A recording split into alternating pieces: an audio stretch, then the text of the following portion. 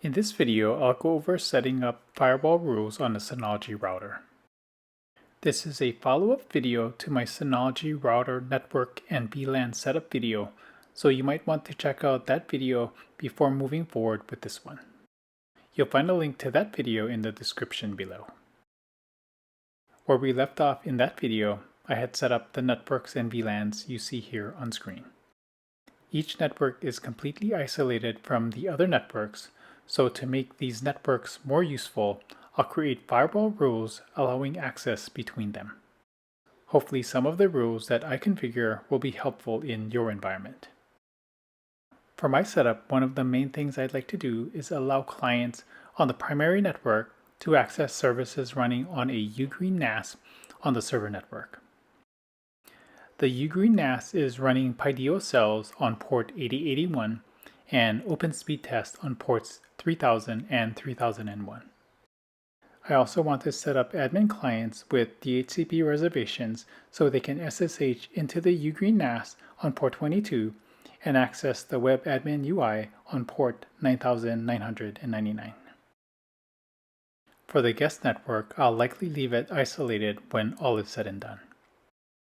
However, if needed, it could be configured to access other networks as well.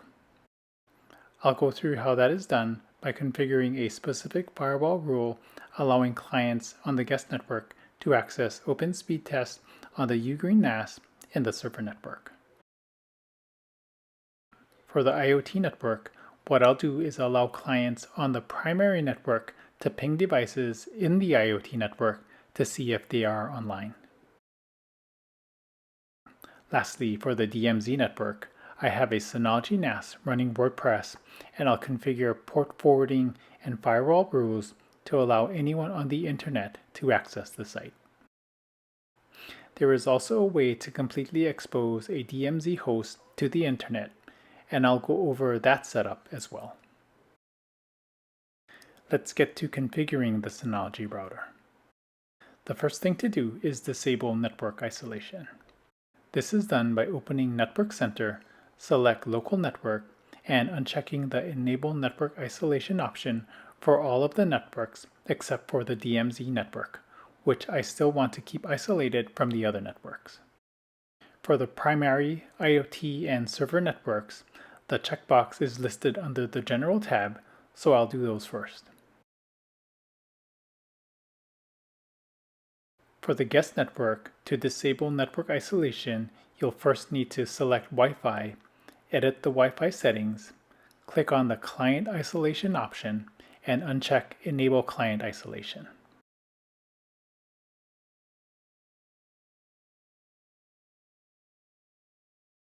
Next, go back to the Guest Network General window and uncheck Enable Network Isolation there as well. Once that is done, select Security, then Firewall, and I'll create deny rules for the networks that I just removed network isolation from. This will essentially do the same thing as the network isolation option, but now we can create firewall rules that will allow access between the various networks so devices can communicate with each other. The first deny rule I'll set up is for TCP and UDP. I'll give the rule a name that describes what it will be used for. Make sure TCP/UDP is selected under Protocol. Under Source Network Interface, I'll select LAN, then click the Select option. Here I'll specifically select the primary, guest, IoT, and server networks, which again are the ones that I disabled network isolation for, and click OK. Under Destination Network Interface, I'll also select LAN, select the same networks, and click OK. Then under Action, I'll select Deny and click OK. Next, I'll create another deny rule for the same LAN networks, but this time for ICMP. When done, the combination of these two deny LAN network rules will block all access between the selected networks, and now we can start creating allow rules.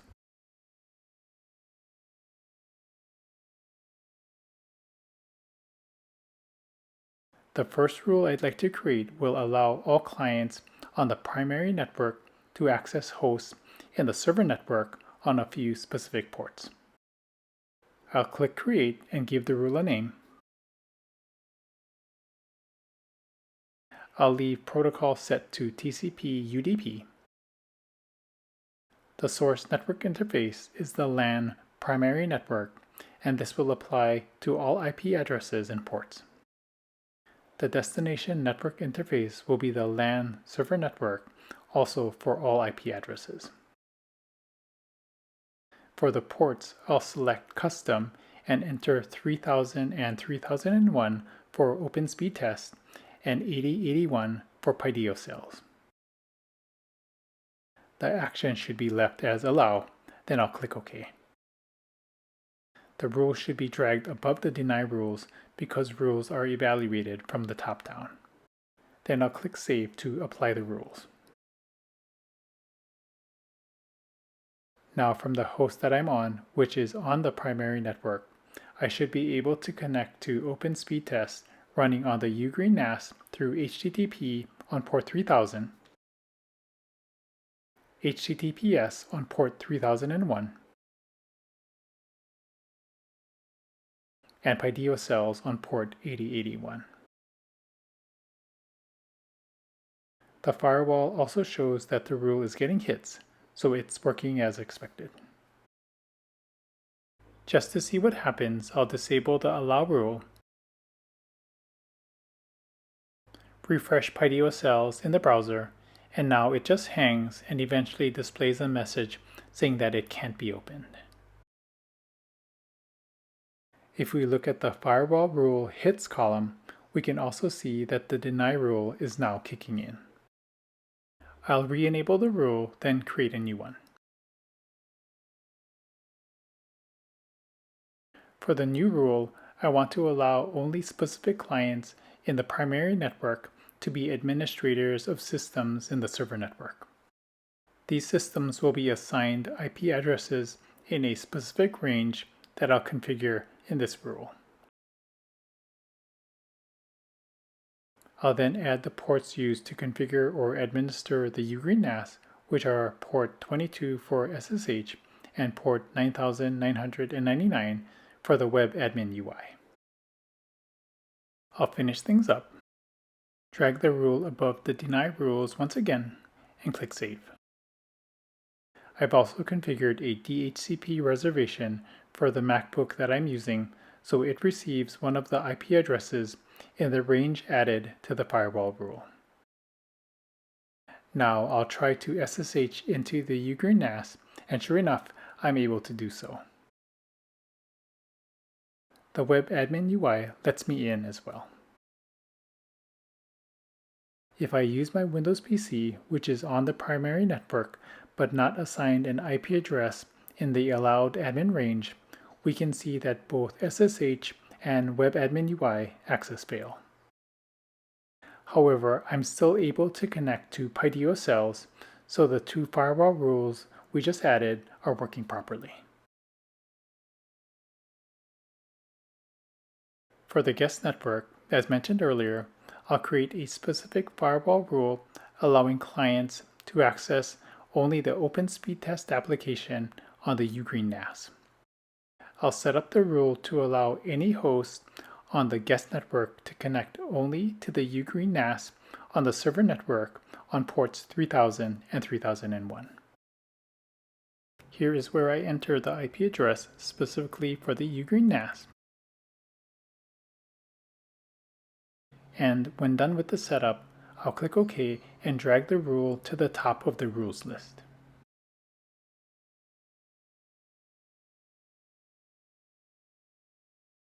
Now, if I connect my Windows PC to the guest network, which we can confirm because it's on the 192.168.101 subnet, I'm able to access Open Speed Test on the Ugreen NAS perfectly fine.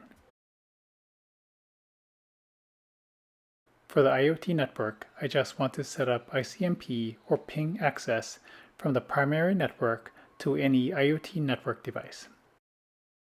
This requires ICMP for the protocol. I'll set the primary network as the source LAN and the IoT network as the destination LAN. Finish up setting up the rule. Move it above the Deny Rules. Then click Save. Now I should be able to ping the one IoT device I have on that network, and I am, so the firewall rule seems to be working fine.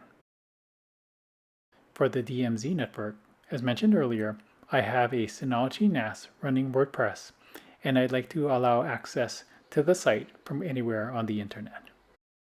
For this setup, I need to configure port forwarding, so I'll click on that option from within Network Center. Next, I'll click Create to bring up this Edit Port Forwarding Rules window. I'll give it a name. Select the Synology NAS from the Private IP Address drop-down menu. I'll enter 80 and 443 as the public ports, which autofills the private port section as well. I'll leave protocol as TCP UDP, then click Create and Apply. If we switch back to the firewall section, we can see that this automatically creates a firewall rule. Now, from a laptop connected to a different internet connection than the one the Synology NAS is on, I can connect to the WordPress site perfectly fine through both HTTP on port 80 and HTTPS on port 443.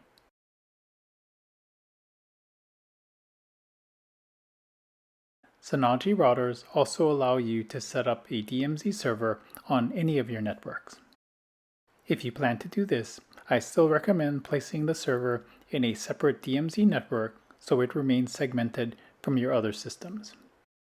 I'll demonstrate this by first disabling the port forwarding rule I just configured.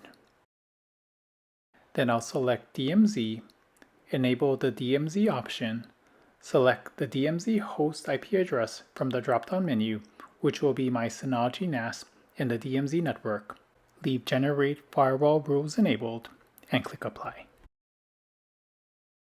We'll see some firewall rules get generated, and now I should be able to connect to the WordPress site along with any other services running on the Synology NAS, such as DSM or SSH if enabled. This completely exposes the DMZ host to the internet, so you'll want to make sure that the host is properly secured and up to date. I'm going to disable this feature because I don't want my Synology NAS completely open to the internet, but I did want to show that this is an option. Personally, I prefer enabling specific access through port forwarding like I showed earlier. Hopefully these firewall rules help you when configuring your Synology router. If they were helpful, consider giving this video a thumbs up and subscribing to the channel.